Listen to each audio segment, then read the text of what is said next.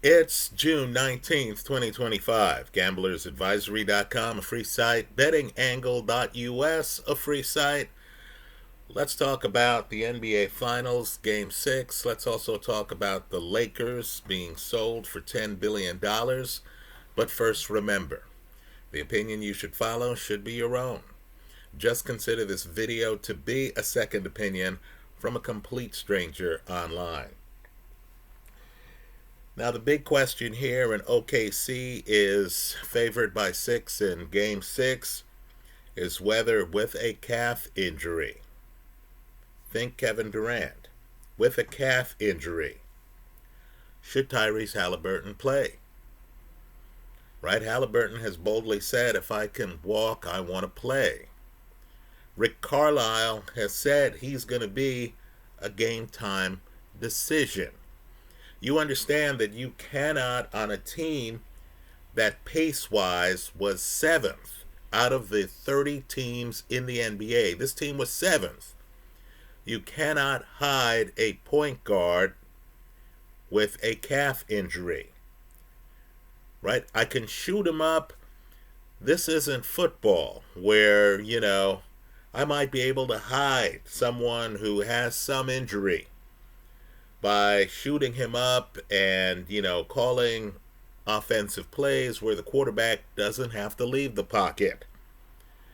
You can't do that in basketball. So, given that Halliburton is a closer, right? This is a guy who's, quite frankly, one of the premier closers in the NBA. He's hit many big shots. He's hit as many game-deciding shots in the playoffs as Reggie Miller did for his career. And Halliburton, of course, is a young guy still, right?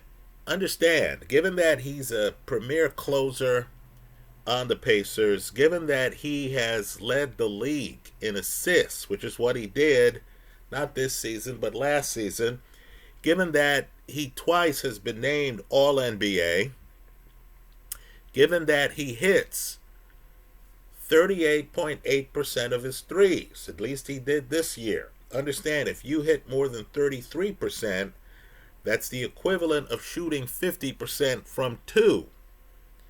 Given Tyrese Halliburton's importance to the Pacers, I believe he needs to sit this one out. I believe he needs to give the keys to the car to Andrew Nembhard. I believe he also wants to pat TJ McConnell on the back and say, guys, handle this. Right? If he's going to play, it has to be a situation where he doesn't come in the game until the last half of the last quarter, if needed. If the game is still competitive. Right? You know my basic thesis here. They're playing a juggernaut. We don't quite realize it yet. But this OKC Thunder team, you got a hint of it the last game when Jalen Williams dropped 40. Right? Outscored Shea. Dropped 40. Right? You got a hint of it the last game. But understand, this team might be like, let's say, Jordan's Bulls. When the Bulls first broke through, you didn't realize there were 5 more coming behind it. Right? I'm just telling you, this OKC team is young. They've already established the defensive culture. Folks, they have a bunch of scores. Understand, the 68 wins. Many of them came without Chet Holmgren, who was hurt for a part of the year. Right? Hartenstein just got there. I believe the team is smart enough to realize it cannot let Alex Caruso leave the building.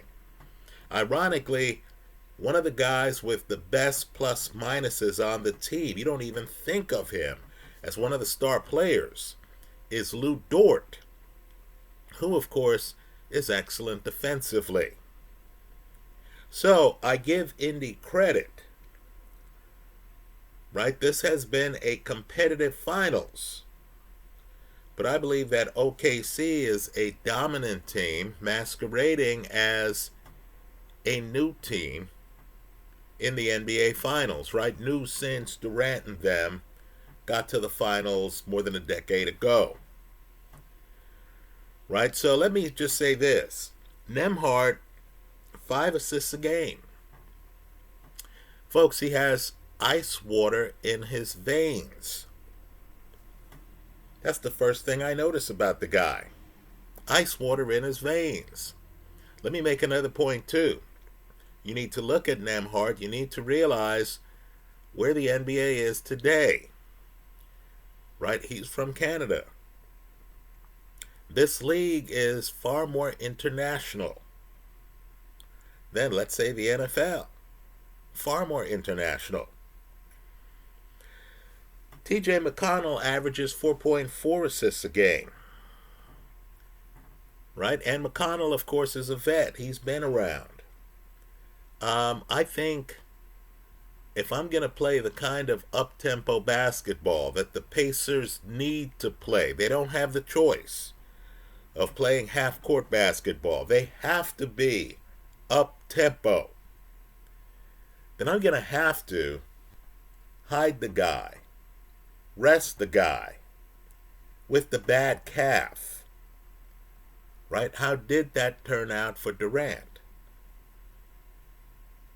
Right? Understand, Indy, which made the conference finals last year, which made the finals this year, I'm sure has future plans, and they have to realize that their meal ticket is number 0, Tyrese Halliburton. Right? They have to internally know that he's not going to be close to 100%. So if I'm Tyrese Halliburton, I tell the coach, look, man, I'm not going to be selfish here. I got a busted up leg. If you want to sit me down, I'll support the decision. I'm here for the team. If I'm the team, I look at him and I say, this guy's a gamer. We know he's a big part of our future. We're not going to risk that here. We don't need a guy with a strained calf becoming a guy with a torn calf headed into the off season. They have to do further analysis. They have to be looking at the highlights from the last game, and they have to say, my God, this guy Jalen Williams has a big-time first step, doesn't he? They need to extrapolate out the numbers and say, wow, you know, this guy really is an all-star level player, isn't he? Right? They need to look at Chet, and they need to realize there's a game in this finals where Chet got 15 boards. Right, folks? If I'm the Pacers, I sit my star here. Right? As painful as that is. Whether Halliburton plays or not, and I'll agree, there's going to be a rally around the fallen soldier vibe. Right? When a star player gets hurt, the game to look at isn't the very next game. Guys will outperform. Right? Guys will have a cause to play for. Right? It's the game after the next game. Folks, if the Pacers pull a miracle here, just understand Game 7 would be in OKC. Right? So, here's what I think. I think 6 is too much. I think the Pacers are too proud a team. I think there is going to be, whether Halliburton plays or not, players on his team, you know, answering the call, being courageous. You know, just understand, by the way, before I go further, I lost. It was a terrible beat. I had Indy in the points in Game 5. Right? If you want to see what a terrible beat looks like, look at what that line was and how those like me who bet on Indy with the points in a series where I expect OKC to win, right? That was a terrible beat. I'm expecting Indy to come out and cover, but I'm expecting the series to end in game 6. I think Tyrese Halliburton is too valuable a player. I think without him, Nemard and McConnell can't match his level of threes. I think you put a team on the court that a defensively blessed opponent like OKC knows can't hit threes like they normally do and don't have their spiritual leader, you're going to have problems. I'm expecting Indy to cover. I'm expecting OKC to cut down the nets tonight. Right? Understand, if this makes it to a game 7, I'm expecting OKC to win the series. Let's talk business. Let's talk the Lakers. Let me just say, folks, there are some deals that are just incredibly great. I know the press is saying, wow, they're valuing the Lakers at $10 million. Right? I understand. Many are going to say, aren't the Celtics one of the great franchises of the NBA? Right? For all the Elgin Baylors, in fact, let's go back further. For all the George Mikens, for all the Jerry West, for all the Gail Goodriches, the Happy Hirstons, the Wilt Chamberlains, right? For all of those players, right? For all of the Kareem, Magic, Worthy, Scott, Nixon, for everyone from the Shaq era, right? Just understand the Celtics can match all of that. Right? Just understand, Bill Russell didn't have enough fingers for the rings he had. Right? Just understand between the Russell era and the Bird era, right? Bird, McHale, Parrish, DJ, Ainge, Bill Walton. People forget Tiny Archibald was a Celtic at one point. Between those eras, you had Havlicek, you had JoJo White, you had Dave Cowens, and yes, they beat Kareem, Big O, and the Bucks in an NBA Finals. And of course, the Celtics didn't go for anywhere near the money the Lakers just went for. Right? You see this deal and you think, oh my goodness, $10 billion. Who would pay that? Now, I need for folks to understand that we live in a world where, NVIDIA is worth $3 trillion. Right? Google's up around $2 trillion. Right? Understand, too, the group buying the Lakers for $10 billion. And yes, the Buss family made out on a level that's hard to comprehend. But the group buying the Lakers already owns the Sparks and already owns the Dodgers. Right, folks? I know the Dodgers are on Sportsnet LA. Right? You own 3 of the teams. And of course, Magic is part of the ownership group. Right? Think about it. This is, if you wrote a movie, this is the perfect group to buy the Lakers. You don't have to question their commitment to Los Angeles. Also, the Dodgers, of course, as the reigning World Series kings, right? Sadly for me, they beat my Yankees in the World Series. Right? With Dave Roberts, in my opinion, he's the guy who is a future Hall of Famer. Operating in broad daylight in a major city on a major team. But is so self-effacing, no one looks at him and says, oh, this is one of the best managers in the bigs. oh, this guy's a first ballot Hall of Famer, right? Just understand, this is so accretive that you can imagine advertisers saying, hey, I want to advertise, in sports venues in Los Angeles, and realizing that there's one group that owns three of the major franchises.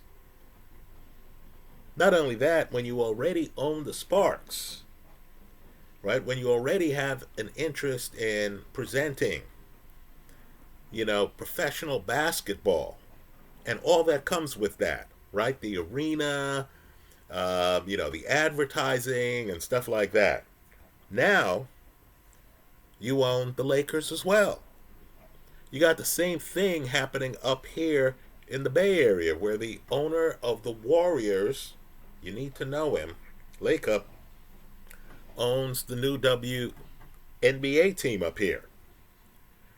Right? So, folks, there are a lot of here economies of scale. Right? The Lakers fit the rest of the empire like a glove. Right? Magic Johnson is one of the most iconic people in Los Angeles. Right? There are very few guys, around his level in LA. Right? I guess we could say Kareem. Right? But there are very few guys who, are associated with winning, who have been in the city for decades, at the forefront of the sports world. Right? Magic has already been, forget a player, Hall of Fame player, right? Gold standard type for the Lakers. He's been the head coach for the Lakers. Now Magic, who already has been attending Dodger games and already owns a piece of the Dodgers, is going to continue to attend Laker games. Only this time now, rather than be, a part owner of a franchise you knew the Buss family owned, he's going to be viewed as more of the team that is preserving the legacy established by Dr. Jerry Buss. Right? Quite frankly, one of the great visionaries as an owner of any professional sports team that I know about. Right? So, this is a stunningly great deal because of the economies of scale. Right? The $10 billion is well worth it. Let me say this too. Earlier in the year, this last season,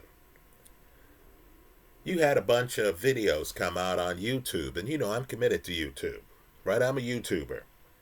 And, they were interviewing ex-NBA players. And, of course, they were saying, oh, man, I can't get into the game. The game's not as great as it was in my day. Right? The bottom line is, you can go to any old-timers game in any major sport. And if you have a mic in the locker room, these old-timers, at least two or three of them are going to say, wow, the game's not how it was back in my day. Right? Attendance was down. No one is looking at things like inflation, the economy, people trying to, buy food for their families and stuff like that. No one's looking at the general economy. Of course, that doesn't get clicks. What gets clicks is when a Hall of Famer says, I don't look at the game today. I don't recognize the game as the one I played in. Right? All these threes, back in my day, you had to take it to the hole. You had to deal with the 7-footers. There were 7-footers. Folks, no sports league is better positioned right now than basketball. You heard me mention Nembhard, Canadian, right? You understand there hasn't been an American-born NBA MVP for several years.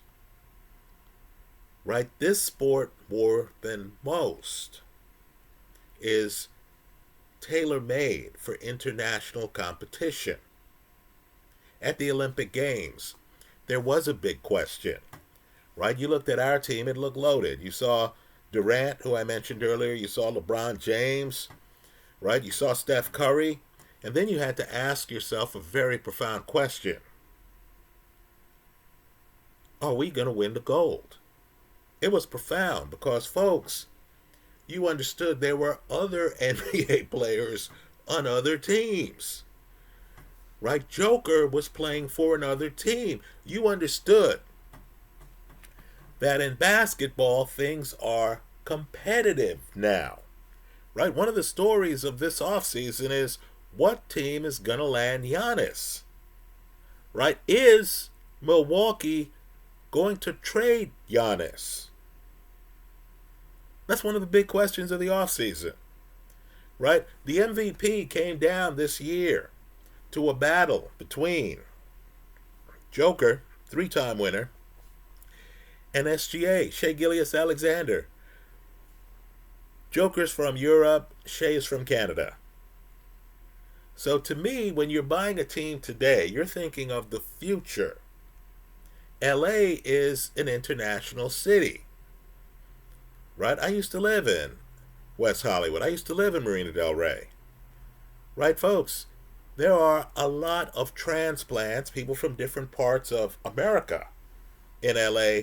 There are a lot of European people. There are a lot of people from Latin America. There are a lot of Canadians in Los Angeles. I think the NBA's future is vibrant.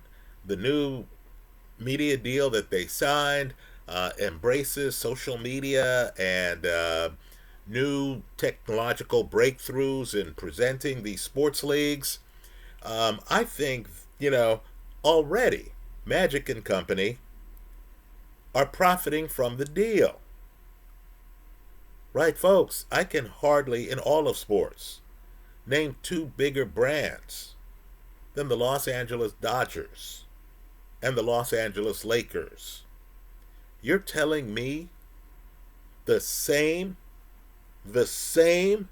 group owns both? That's preposterous. Right? That's preposterous. But I also want young kids who dream of playing in baseball or in basketball to consider, in terms of figuring out capitalism, right? This is my own agenda moment here in this video, is to realize that Alex Rodriguez, right, who should be a first ballot Hall of Famer, right? Baseball has issues, right? Baseball has issues, right? When Barry Bonds, McGuire, Sosa, Clemens aren't in the Hall of Fame, it's a structural problem, right? That league has to address, right? Pete Rose is finally eligible.